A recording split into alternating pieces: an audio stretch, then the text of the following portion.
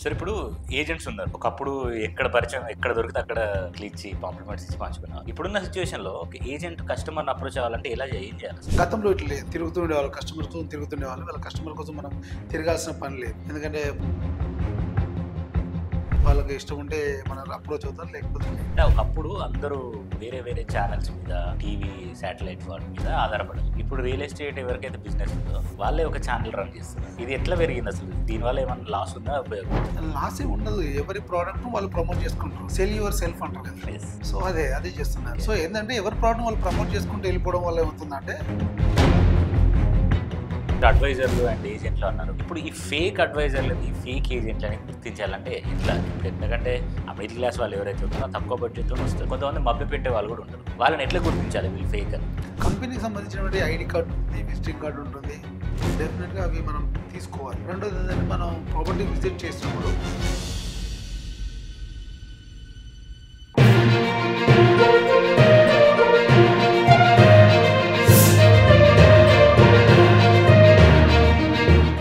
సరే ఇప్పుడు ఏజెంట్స్ ఉన్నారు. ఒకప్పుడు ఎక్కడ పరిచయం ఎక్కడ దొరికితే అక్కడ ఇచ్చి కాంప్లిమెంట్స్ ఇచ్చి పంచుకునేవాళ్ళు. ఇప్పుడున్న సిచ్యువేషన్‌లో ఒక ఏజెంట్ కస్టమర్‌ని అప్రోచ్ అవ్వాలంటే ఏం చేయాలి అసలు? అంటే ఇప్పటికి కూడా కొంతవరకు నడుస్తుంది. కొంచెం డిజిటల్ అయింది కదా ఇప్పుడు. డిజిటల్ ఎక్కువైపోయింది. ఆ! సో పర్సెంటేజ్ కూడా తగ్గిపోయింది. అట్లా ఓకే. పంచే పర్సెంటేజ్ తగ్గిపోయింది. ఇంతకుముందు ఏంటంటే ఇంత మార్కెట్‌లో ఇంత డిజిటలైజేషన్ లేకపోవడం వల్ల ఏంటంటే ఫేస్ టు ఫేస్ ఉండేది. Okay. Face to face conversion ఉండేది. ఎమ్మటే డీల్ కూడా ఎందుకంటే ఫేస్ టు ఫేస్ కన్వర్షన్ ఉంటది కాబట్టి ఎమ్మటే క్లోజింగ్ అయ్యే అవకాశం ఎక్కువ ఉండేది. ఇవాళ ఎంత డిజిటలైజేషన్ అయిపోయిందో క్లోజింగ్ కూడా అంతే అదైపోయింది. హ్మ్. సో ఎందుకంటే కస్టమర్ ఎవరో తెలవదు. మార్కెటింగ్ ఎవరో తెలియదు. సో ఏదైనా కూడా మనకు డిజిటలైజ్ ద్వారానే జనరేట్ అవుతుంది. కాకపోతే ఏంటంటే ఇవాళ డిజిటలైజ్ ద్వారా ఎక్కువ క్లయింట్స్‌ని రీచ్ అవుతున్నాం మనము. ఎక్కువ మందిని జనరేట్ చేసే అవకాశం ఉంది. బిజినెస్ మోడ్ కూడా ఎక్కువ పెరిగింది ఇప్పుడు. హ్మ్. హ్మ్. అవును. గతంలో ఇట్లా లేదు. Yes. ఏంటంటే తిరుగుతూ ఉండేవాళ్ళు. కస్టమర్ తిరుగుతుండేవాళ్ళు. వాళ్ళ కస్టమర్ కోసం మనం తిరగాల్సిన పని లేదు. ఎందుకంటే ప్రతి స్మార్ట్ ఫోన్ ఉన్న ప్రతి ఒక్కరికి మన ప్రోడక్ట్ వాళ్ళ దగ్గరికి వెళ్ళిపోతది. వాళ్ళకి ఇష్టం ఉంటే మనం అప్రోచ్ అవుతారు. లేకపోతే లేదు. హ్మ్. సో ఇప్పుడు అలా ఉంది సిచ్యువేషన్. చాలా ఈజీ ప్రాసెస్ ఇప్పుడు. Okay sir. డిజిటలైజేషన్ అయిన తర్వాత మార్కెట్‌లో ప్రతి ప్రోడక్ట్, ఎనీ ప్రోడక్ట్ హ్మ్. చాలా ఈజీగా రీచ్ అవుతుంది అందరికి. Yes sir. And one more thing ఏంటంటే ఒకప్పుడు అందరూ వేరే ఛానల్స్ మీద టీవీ, శాటిలైట్ వాటి మీద ఆధారపడారు. అవును. ఇప్పుడు రియల్ ఎస్టేట్ ఎవరికైతే బిజినెస్ ఉందో వాళ్ళే ఒక ఛానల్ రన్ చేస్తున్నారు. అవును. ఇది ఎట్లా పెరిగింది అసలు? దీనివల్ల ఏమన్నా లాస్ ఉందా? ఉపయోగం ఉందా? లాస్ ఏమి ఉండదు. ఎవరి ప్రోడక్ట్ వాళ్ళు ప్రమోట్ చేసుకుంటారు. ఆ! సెల్ యువర్ సెల్ఫ్ అంటారు కదా. యెస్. సో అదే చేస్తున్నారు. ఓకే. సో ఏంటంటే ఎవరి ప్రోడక్ట్ వాళ్ళు ప్రమోట్ చేసుకుంటూ వెళ్ళిపోవడం వల్ల ఏమవుతుందంటే ఎక్కువ మందికి రీచ్ అయ్యే అవకాశం ఉంటుంది. సో ఎంతమందికి రీచ్ అవుతే అంత ప్రోడక్ట్‌కు మార్కెట్‌లో గ్రోత్ వచ్చే అవకాశం ఉంటుంది. సేమ్ టైమ్ వాళ్ళ సేల్స్ కూడా అది ఈ తోడ్పడుతది. గ్రోత్ వస్తుంది కదా. అవును సార్. ఇప్పుడేందంటే ఇప్పుడు నలుగురికి రీచ్ అయిందనుకోండి. ఆ నలుగురిలో ఎవరో ఒకరు తీసుకునే అవకాశం ఉంటుంది. అవును. లేదు వాళ్ళు తీసుకోకపోయినా ఎవరికొకరికి చెప్పే అవకాశం ఉంటుంది. హ్మ్. వర్డ్ ఆఫ్ మౌత్ పెరుగుతుంది. డిజిటలైజేషన్ పెరుగుతుంది. హ్మ్. సో షేరింగు ఇవన్నీ పెరుగుతది కాబట్టి డెఫినిట్‌గా ఆ ప్రోడక్ట్ ఉన్నదని తెలవడం కోసమే ఇదంతా ప్రయత్నం. ఓకే ఇప్పుడు సార్. మన ప్రోడక్ట్ 10 మందికి తెలవాలంటే మనము పేపర్ నోటిఫికేషను, డిజిటలైజేషను, యాడ్సు, హ్మ్. వాల్ పోస్టింగు ఏదో ఒకటి చేయాలి కదా. అవును సార్. సో మనం అదే యూట్యూబ్‌లలోనో, ఫేస్‌బుక్‌లలోనో, ఇన్‌స్టాగ్రామ్‌లలోనో డిఫరెంట్ సెగ్మెంట్‌లలో ఏస్తున్నాం కాబట్టి అది మార్కెట్‌లోకెళ్తుంది. మార్కెట్‌లోకెళ్ళడం వల్ల మన ప్రోడక్ట్ సేల్ అవుతుంది. Yes sir. ఎంతమందికి రీచ్ చేయగలిగితే అంత మన ప్రోడక్ట్ సేల్ అవ్వడానికి అవకాశం ఉంటుంది. Okay sir. ఇప్పుడు చాలా వరకు ఒక నెలకి 20,000, 30,000 సంపాదించే వాళ్ళు కూడా ఉన్నారు సార్. అవును. వాళ్ళకి కూడా రియల్ ఎస్టేట్‌లో ఇన్వెస్ట్ చేయాలని ఉంది. అలాంటి వాళ్ళకి ఆ తక్కువ బడ్జెట్‌లో వాళ్ళు ఏదైతే సేవింగ్ చేసుకొని ఉంటారో కొన్ని సంవత్సరాల నుంచి, ఆ తక్కువ బడ్జెట్‌లో ఇన్వెస్ట్ చేయడానికి మంచి ప్లేసెస్ చెప్పాలంటే ఏం చెప్తారు సార్? అంటే స్ట్రాటజిక్ లొకేషన్ 3 అని చెప్పాను కదా అవును. మీకు నేను. అవును. ఆ 3లో మీకు వాళ్ళ బడ్జెట్ కేటగిరీ ప్రాపర్టీస్ దొరుకుతాయి. డీటీసీపీలో ప్రాపర్టీస్ దొరుకుతాయి. ఫార్మ్ ల్యాండ్ ప్రాపర్టీస్ ఉంటాయి. మాక్సిమం డీటీసీపీకి వెళ్ళడం మంచిది. హ్మ్. డీటీసీపీ ప్రాపర్టీస్ అక్కడ మనకు 7,000, 5,000 ఆ పర్టిక్యులర్ 8,000 గజం లోపు ఉంటాయి.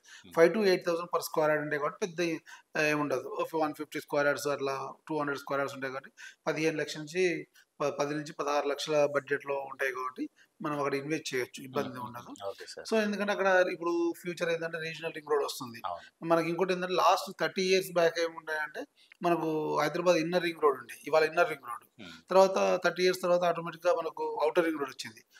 మనకు 2004 నుంచి 2024 20 ఇయర్స్ తర్వాత మళ్ళీ రీజనల్ రింగ్ రోడ్ వస్తుంది. సో ఏమైతుందంటే నీకు ఇయర్ తగ్గుకుంటూ వస్తుంది. హ్మ్. ఫస్ట్ 30, 35 ఇయర్స్ తర్వాత 20 ఇయర్స్కి వచ్చినాం, 30 ఇయర్స్కి వచ్చినాం, 30 ఇయర్స్ తర్వాత 20 ఇయర్స్కి వచ్చాం. 20 ఇయర్స్ వచ్చింది. రేపు ఉన్నటువంటి ఇప్పుడు గ్రీన్ ఫీల్డ్ హైవేస్ అని 100 ఫీట్ రోడ్లు వస్తున్నాయి అన్నీ కూడా. అవును. ప్రతి ఏరియాకి ప్రతి కనెక్టివిటీ ఇన్ఫ్రాస్ట్రక్చర్ పెంచుతుంది గవర్నమెంట్. ఎందుకంటే ఇప్పుడు స్పెషల్ ఎకనామిక్ జోన్లు అని ప్రతి ఏరియాలో ఒక స్పెషల్ ఎకనామిక్ జోన్ ఇచ్చి అక్కడ ఎంప్లాయ్మెంట్ క్రియేట్ చేస్తుంది. ప్రతి డిస్టిక్ హెడ్ క్వార్టర్స్ కూడా పెరిగినాయి మనకు, వాటి పరిధి కూడా తగ్గింది. ఇంతకుముందు ఒకటే డిస్టిక్ ఉండేది, చాలా పరిధి ఉండేది. ఇవాళ ఏంటంటే ఒకే డిస్టిక్ని వాళ్ళ 3 డిస్టిక్లు 5 డిస్టిక్స్ కూడా ఉన్నాయి తెలంగాణ. Yes. సో ఏమైతే ప్రతి డిస్టిక్ ఎంఎస్ఎంఈ సెక్టార్ ఉంటుంది, ఒక స్పెషల్ ఎకనామిక్ జోన్ సెక్టార్ ఉంటుంది. సో ఎక్కడ డెవలప్మెంట్ అనేది అక్కడ ఉంటుంది. లేదు ఇప్పుడు సెజ్ ఉంది ఫర్ ఎగ్జాంపుల్, ఆ సెజ్కి నియర్ బై మనము ఇన్ఫ్రాస్ట్రక్చర్ డెవలప్ అవుతుంటుంది కాబట్టి అక్కడ మనం ప్రాపర్టీ తీసుకున్నాం అనుకోండి, డెఫినెట్గా అక్కడ ఉన్నటువంటి ఎంప్లాయీ అక్కడే ఉండాల్సిన అవకాశం ఉంటుంది కాబట్టి అక్కడ ఉన్నటువంటి ఇన్వెస్ట్మెంట్ పెరిగే అవకాశం ఉంటుంది కదా సెజ్కి నియర్ బై. సో మనం ఎప్పుడు ప్రతిదీ హైదరాబాద్తో కంపేర్ చేయొద్దు. నేను హైదరాబాద్లో ఉంటున్నాను, నేను హైదరాబాద్లో కొనాలి, దూరం ఉంది, ఇది అక్కడ ఉంది ఇక్కడ ఉంది అని కాదు.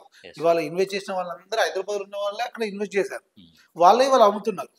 సో వాళ్ళు ప్రాఫిట్ వచ్చింది కూడా వాళ్ళు అమ్ముతున్నారు, ప్రాఫిట్ రాకపోతే వాళ్ళు కూడా అమ్మేవాళ్ళు కాదు కదా. సో మనం కూడా ఎప్పుడు ఇన్వెస్టర్ పాయింట్ ఆఫ్ వ్యూనే ఆలోచించాలి. సో ఎప్పుడు భూమి కొంటున్నప్పుడు డేర్ ఇన్వెస్ట్మెంట్, భూమి అనేది డేర్ ఇన్వెస్ట్మెంట్. భూమి కొని ఆడ ఉంచాలి అంతే, ఆటోమేటిక్గా పెరుగుద్ది. 5 years అట్లా వెయిట్ చేస్తే భూమి ఆటోమేటిక్గా పెరుగుద్ది. కొంతమంది ఇప్పుడు ఎప్పుడో 5 years బ్యాక్ కొన్నారు, రేట్లు పెరిగినాయి, కానీ వాళ్ళు కంపేర్ చేస్తారు, వాడికి 50,000 పెరిగింది, నాకు 30 అయ్యింది, అక్కడ ఉంటే బాగుండు, ఇది పెరుగుద్ది, ఇది కూడా 50 అయ్యింది. కానీ నువ్వు వెయిట్ చేయాలి. ఏం చేస్తారంటే వెయిట్ చేయకుండా అమ్మేస్తుంటారు. వెయిట్ చేసిన నెలకో 2 నెలలకో పెరిగిపోతుంది. అక్కడ ఇప్పుడు ఈ రోజు ఇన్వెస్ట్ చేస్తున్న వాళ్ళు కూడా మనం 10,000కి ఇన్వెస్ట్ చేస్తున్నాం, మనం 5,000 ఇన్వెస్ట్మెంటే చేస్తున్నాం, అయినా కూడా అక్కడ ఇన్ఫ్రాస్ట్రక్చర్ ఎలా ఉంది, అక్కడ పెరిగే స్కోప్ ఏముంది, నియర్ బై ఏముంది, ఏ యాక్టివిటీస్ నడుస్తున్నాయి, గవర్నమెంట్ సైడ్ నుంచి ఏమొస్తున్నాయి, బయట ఆర్గనైజేషన్స్ నుంచి ఏమొస్తున్నాయి, ఇవి చూడాలి మెయిన్గా. ఈ పాయింట్స్ అన్ని చెక్ చేసినప్పుడు ఆ పర్టికులర్ లొకేషన్ ఏ డెవలప్మెంట్ జరుగుతున్నది తెలిసినప్పుడు మన ఇన్వెస్ట్మెంట్ రైట్ ఇన్వెస్ట్మెంట్. మనకు తెలియదు, మన అడ్వైజర్, మన కన్సల్టెంట్, మన ప్రాపర్టీ ఏజెంట్ ఎవరు ఉంటారో వాళ్ళు అడిగి తెలుసుకొని మనం ఆ పర్టికులర్ లొకేషన్ ఇన్వెస్ట్ చేయడం అనేది రైట్ చేస్తాం. తక్కువ బడ్జెట్ మిడిల్ క్లాస్ వాళ్ళు 20-25,000 సాలరీస్ వచ్చేవాళ్ళు స్ట్రాటజిక్ లొకేషన్ 3 సెలెక్ట్ చేసుకోండి, డెఫినెట్గా పెరిగే అవకాశం ఉంటుంది. అయితే లాంగ్ టర్మ్ ఇన్వెస్ట్మెంట్స్ ఇవన్నీ వస్తుంది. ఇందాక మీరు అడ్వైజర్లు అండ్ ఏజెంట్లు అన్నారు, ఇప్పుడు ఈ ఫేక్ అడ్వైజర్లని ఫేక్ ఏజెంట్లని గుర్తించాలంటే ఎట్లా? ఇప్పుడు ఎందుకంటే ఆ మిడిల్ క్లాస్ వాళ్ళు ఎవరైతే ఉన్నారో తక్కువ బడ్జెట్తో వస్తారు, కొంతమంది మభ్య పెట్టే వాళ్ళు కూడా ఉంటారు, వాళ్ళని ఎట్లా గుర్తించాలి వీళ్ళు ఫేక్ అని? కంపెనీకి సంబంధించినటువంటి ఐడి కార్డు ఉంటుంది, విజిటింగ్ కార్డు ఉంటుంది, డెఫినెట్గా అవి మనం తీసుకోవాలి. రెండోది ఏంటంటే మనం ప్రాపర్టీ విజిట్ చేసినప్పుడు తన వే ఆఫ్ స్పీకింగ్ మనకు అర్థమైపోతుంది. తన ప్రాపర్టీ గురించి ఐడియా లేదనుకోండి మాట్లాడలేడు. ఒకవేళ పర్టికులర్ ఐడియా ఉన్నప్పుడు మాట్లాడినప్పుడు కూడా ఎండీని కనెక్ట్ చేయమంటాం మనం, ఎండీ దగ్గర మాట్లాడడం, లేకపోతే ఆ పర్టికులర్ ప్రాజెక్ట్ సంబంధించి మేనేజర్తో ఎవరితో మాట్లాడతాం కాబట్టి తనకు ఏదైనా మిస్గైడ్ చేసినా కూడా వాళ్ళ దగ్గర మనము క్లియర్ ఇన్ఫర్మేషన్ తీసుకునే అవకాశం ఉంటుంది, జెన్యూనిటీ ఉంటుంది. మ్యాక్సిమం మిస్గైడ్ చేసేటువంటి ఏజెంట్ బ్రోకర్ లేరు. ఎందుకంటే ఈ ప్రాపర్టీ సేల్ చేయడం వల్ల వాళ్ళకి ఇన్సెంటివ్స్ ఉంటాయి, వాళ్ళకి సాలరీస్ ఉంటాయి కాబట్టి డెఫినెట్గా కంపెనీకి మోసం చేసే అవకాశం ఉండే అవకాశమే ఎక్కువ ఉంటుంది. Okay sir. సరే, ఇప్పుడు అంతకుముందు మన హైడ్రా గురించి చాలా విషయాలు మాట్లాడుకున్నాం, హైడ్రా రావడం వల్ల నష్టమా లాభమా ఇవన్నీ మాట్లాడుకున్నాం. బట్ ఇప్పుడు చూస్తున్నట్టయితే హైడ్రా ఏదైతే ఉందో కొంచెం దూకుడు తగ్గించిన ఈ హైడ్రా ఎఫెక్ట్ అనేది నిజంగా ఉందా? ఇప్పటికీ స్టిల్ నడుస్తుంది? హైడ్రా ఎఫెక్ట్ అనేది ఉంది. అంటే మార్కెట్ లో హైడ్రా వల్ల ఏమైందంటే కొంత కన్ఫ్యూజన్ క్రియేట్ అయింది. ఇప్పుడు ఏంటంటే కొంతమందికి ఏమైందంటే మా ప్రాపర్టీ ఇక్కడ ఉంది కొనండి అని అనుకుంటే మీకు హైడ్రా క్లియరెన్స్ ఉందా అని అడుగుతున్నారు. హైడ్రా క్లియరెన్స్ ఉందా అని అడుగుతున్నారు. బట్ ఏంటంటే హైడ్రా అంటే ఏదో తెలియదు. మెయిన్ హైడ్రా అంటే కూల్ చేస్తుందనే ఒకే సెగ్మెంట్ లో ఉన్నారు తప్ప ఈ థాట్ లో ఉన్నారు తప్ప హైడ్రాకు ఉన్నటువంటి కండిషన్స్, హైడ్రా యొక్క పరిధి, హైడ్రా ప్రొటెక్షన్స్ ఏంటి, హైడ్రాకు సంబంధించిన లిమిటేషన్స్ ఏంటనేది తెలియదు. సో ఫస్ట్ ఇవి తెలిస్తే ఏంటంటే మిగతా వాటి గురించి మనం మాట్లాడచ్చు. సో హైడ్రాకు ఉన్నటువంటి పరిధులు, హైడ్రా లిమిటేషన్స్ ఏందో మనం తెలుసుకోవాలి. రెండోది ఏంటంటే ప్రతిదానికి హైడ్రా ఇంప్లిమెంటేషన్స్ అవసరం లేదు, హైడ్రా సర్టిఫికేషన్ అవసరం లేదు, ప్రతిదానికి అవసరం లేదు. ఈ క్లియరెన్స్ ఈ అబ్జెక్షన్స్ తెలియకపోవడం వల్లనే కొంచెం స్తబ్దత వాతావరణం కనపడుతుంది, కానీ అంత మించి ఏం లేదు. సో ఇంకోటి ఏంటంటే ఇప్పుడు ఏమన్నా కొన్ని డిమారేషన్స్ అనేవి వాళ్ళు ఎవరైతే కొనుక్కున్న వాళ్ళు తప్పు కాదు, అది కట్టిన వాళ్ళు మిస్గైడ్ చేసి కట్టిన వాళ్ళ తప్పు. అది బఫర్ జోన్లోకి వెళ్ళి బౌండరీస్ దాటి, లేదు లేక్ వ్యూలోకి వెళ్ళేసి నాలా జోన్లోకి వెళ్ళి అక్కడ వాళ్ళు కట్టినవి తప్ప, లేదు సర్వే నెంబర్ మిస్గైడ్ చేసి కట్టిన వాళ్ళు తప్ప యాజ్ పర్గా గవర్నమెంట్ రికార్డ్ ప్రకారం చేసినది కాదు. సో దానివల్ల డిమాలిషన్స్ అనేవి తప్ప మిగతా అన్నీ బాగానే ఉన్నాయి. ఇవాళ హైడ్రాకి ఎవరు వాళ్ళు ఇండివిజువల్గా వెళ్ళి కంప్లైంట్స్ ఇస్తున్నారు ఇవాళ. ఇండివిజువల్‌గా కంప్లెయింట్ ఇస్తున్నాం. మా రోడ్ క్లోజ్ చేశారు సార్. మాది ఓపెన్ చేయండి. మా నాలా క్లోజ్ అయింది సార్. అది ఓపెన్ చేయండి. లేదు మా శ్మశాన వాటిక ఆక్రమించారు సార్. క్లోజ్ చేయండి. ఇవాళ హైడ్రాతో మంచి ఎక్కువ జరుగుతుంది. But okay. ఏంటంటే హైడ్రా కొంత ఎఫెక్టివ్‌గా రావడం వల్ల ఏంటంటే పీపుల్ కన్‌ఫ్యూజన్ అయిపోయారు. అవును. అరే! ఏం జరుగుతుంది? అసలు ఏంది ఇట్లా కూలగొడుతున్నారు? అసలు నోటీస్ కూడా ఇవ్వట్లేదంట. ఇంత స్పీడ్‌గా ఎందుకు చేస్తున్నారు? టైం ఇవ్వచ్చు కదా! కోర్టులు కూడా ఏమంటలేవా? అసలు ఏం జరుగుతుందో కొంచెం పానిక్ సిట్యుయేషన్ క్రియేట్ అయింది హైడ్రాతోని. ఓకే.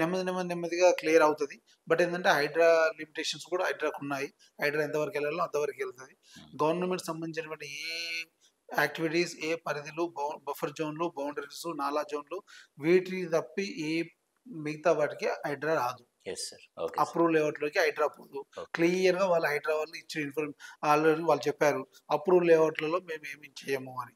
అన్‌అప్రూవ్డ్ లేఅవుట్లు లేదా లేక్ వ్యూలో నాలా జోను, బఫర్ జోను, ఎఫ్‌టీఎల్ దాటి ఎవరైతే వెళ్తారో వాళ్ళవి మాత్రమే మేము గవర్నమెంట్ సీరియస్ యాక్షన్ ఉంటుందని చెప్పాను తప్ప మిగతా వాటికి లేదు. Okay sir. So, okay sir. హైడ్రాతో ఎటువంటి ఎఫెక్ట్ ఉండదు. Okay. Okay sir. And one more thing final question ఏందనంటే, ఇప్పుడు ఇప్పుడున్న సిట్యుయేషన్‌లో రియల్ ఎస్టేట్ ఉంది. తర్వాత స్టాక్ మార్కెట్ యెస్. ఇదేదైతే ఉందో, ఇది గూడా ఉంది. ఏంటంటే ఈ ట్రెండ్ అనేది నడుస్తూనే ఉంది.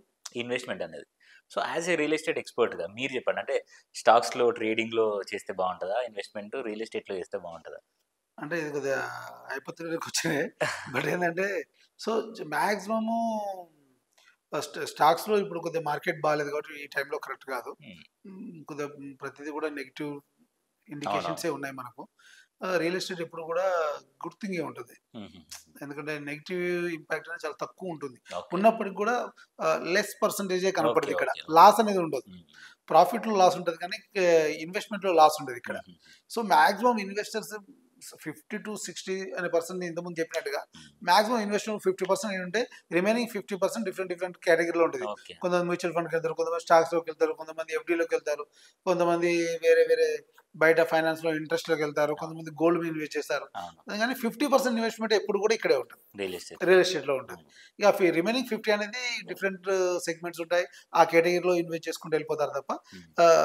ఎప్పుడు కూడా ఈ ఫుల్ ఫ్లెడ్జ్డ్‌గా 100% ఇన్వెస్ట్‌మెంట్ లేదు సింగిల్ స్టేట్‌మెంట్ వైస్‌గా మేము ఇక్కడే చేస్తామని మాత్రం ఏ స్టేట్‌మెంట్ ఇవ్వరు ఎవరు కూడా. Yes sir. Yes sir. Okay sir. అట్లా. Thank you sir. Thank you so thank you. Much. Thank you.